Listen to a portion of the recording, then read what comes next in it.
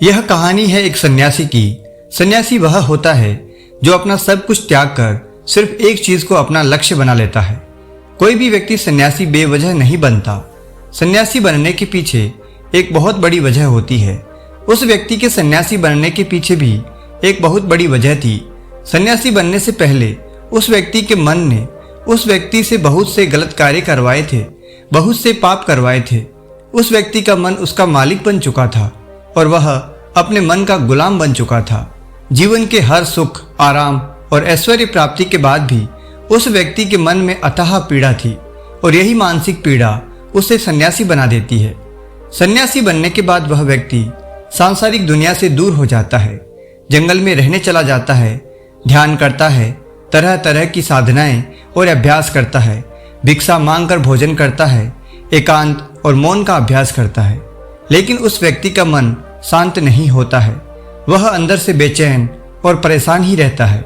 यहाँ एक बात समझने वाली है कि ध्यान या किसी भी साधना का जो शुरुआती बिंदु है, उसकी शुरुआत ही तभी की जा सकती है जब हमारा मन शांत हो, जब हमारा मन हमारी सुनता हो।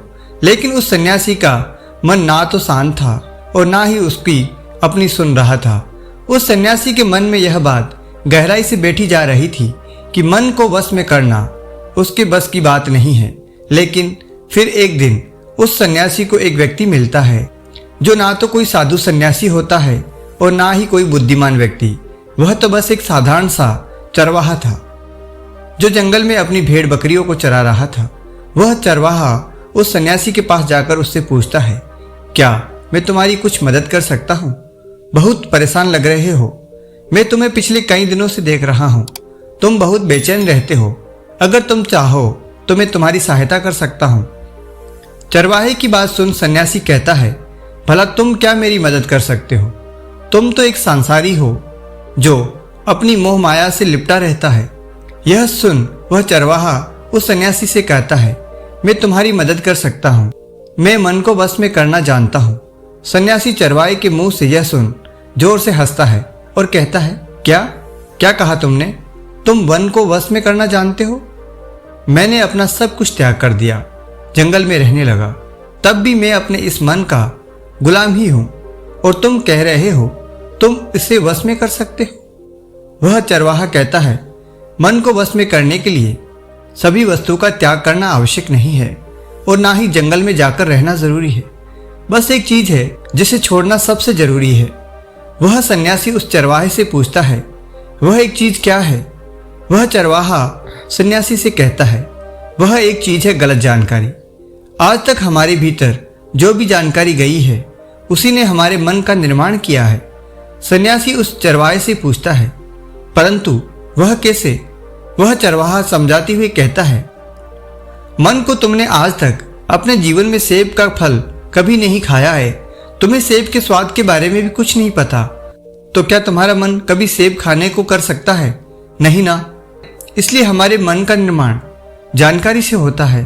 वह सन्यासी उस चरवाहे की बात से प्रभावित हो जाता है और उससे कहता है, क्या आप इस बारे में मुझे और विस्तार से समझा सकते हैं? वह चरवाहा उस सन्यासी से कहता है, अगर तुम अपने मन को वश में करना चाहते हो तो अब मेरी बातों को ध्यान से सुनना। तुम अपने मन को वश में केवल तभी कर सकते हो जब तुम अपने मन के चरणों को देख पाओगे। मन का निर्माण जानकारी से होता है और हमारे शरीर में जानकारी के 5 प्रवेश द्वार होते हैं। पहली, आंख। हम अपनी आंखों से जो कुछ भी देखते हैं, अच्छा या बुरा, वह सब हमारे मन की याददाश्त में इकट्ठा होता रहता है। दूसरा है कान। हमारे कान जो कुछ भी सुनते हैं वह भी हमारे मन में बीज के रूप में बो दिया जाता है। तीसरा है हमारी जीभ, जिसमें चीज़ों का स्वाद हम एक बार ले लेते हैं वह हमारे मन की याददाश्त में अंकित हो जाता है। चौथी है नाक। जो भी हम एक बार सूंघ लेते हैं, खुशबू या बदबू, वह सभी हमारे मन में दर्ज हो जाती है। और पांचवी है हमारी त्वचा। हम एक बार छू लेते हैं या स्पर्श कर लेते हैं, उसकी याददाश्त हमारे मन में कहीं ना कहीं अंकित हो जाती है। इन 5 शारीरिक दरवाजों से जो भी जानकारी हमारे अंदर जाती है वह जानकारी बीजों के रूप में जमा हो जाती है और धीरे धीरे वृक्ष बनती है। हमारा मन मिट्टी की तरह है जिसमें बीज बोए जाते हैं और हमारी बुद्धि बीज बोने वाले किसान की तरह है।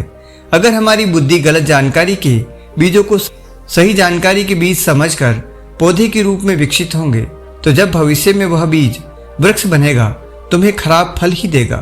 तुम्हारा मन तुम्हारे वश में इसलिए नहीं है क्योंकि तुमने पहले से ही अपने मन में बहुत सारे गलत बीज बो रखे हैं, और अब वह बीज इतने बड़े हो चुके हैं कि वह वृक्ष बन चुके हैं। वह सन्यासी उस चरवाहे से पूछता है, तो अब मुझे क्या करना चाहिए, क्योंकि अब तक मैं बहुत सारे गलत बीजों को बो चुका हूं और जो बीज बोए जा चुके हैं उन्हें वापस निकाल नहीं सकता। वह चरवाहा उस सन्यासी से कहता है, अब तक तुम अनजाने में गलत बीज बो रहे थे, लेकिन अब जानबूझकर सही बीज को बोना आरंभ कर दो। भीतर अगर हजारों बीज गलत है तो क्या हुआ, अब से लाखों बीज सही बोने के लिए तैयार हो जाओ। तुम्हें बस पूरे दिन इस बात का ध्यान देना है कि इन 5 द्वारों से तुम्हारे भीतर क्या जानकारी जा रही है, और जो जानकारी जा रही है वह सही भी है या गलत। वह सन्यासी पूछता है, यह कब तक करना होगा? इस पर वह चरवाहा कहता है, पूरी जिंदगी भर। जिस प्रकार तुम हर दिन अपने पेट को अच्छा भोजन देते हो, उसी प्रकार तुम्हें हर दिन अपने दिमाग को भी अच्छा भोजन देना है, यानी सही जानकारी और सही विचार। जीवन में हर दिन हर पल तुम्हें सिर्फ 2 विकल्प मिलेंगे, जिसमें से एक विकल्प तुम्हारे लिए सही होगा और दूसरा विकल्प तुम्हारे लिए हमेशा गलत होगा। लेकिन तुम्हें हर बार सही विकल्प का ही चुनाव करना है। हमेशा याद रखना, सही विकल्प का चुनाव करते समय तुम्हारे भीतर पीड़ा पैदा हो सकती है, लेकिन वह पीड़ा सिर्फ कुछ समय ही रहेगी। चाहे तुम्हारे अंदर कितनी ही पीड़ा क्यों न हो, हर बार सही का ही चुनाव करना। जितनी बार तुम सही चुनोगे उतनी बार तुम अपने अंदर एक सही बीज को बो रहे होंगे, और जिस दिन तुम्हारे अंदर के सही बीजों की संख्या गलत बीजों की संख्या से अधिक हो जाएगी, उस दिन तुम्हारा मन तुम्हारे वश में हो जाएगा। लेकिन उस दिन को प्राप्त करने के लिए तुम्हें अभी से प्रयास जारी रखना चाहिए, अभी से तुम्हें प्रयत्न कर देना चाहिए। दोस्तों, आशा करता हूँ कि आपको ये कहानी अच्छी लगी होगी। अगर अच्छी लगी है तो वीडियो को लाइक और चैनल को सब्सक्राइब जरूर कर दीजिएगा। धन्यवाद।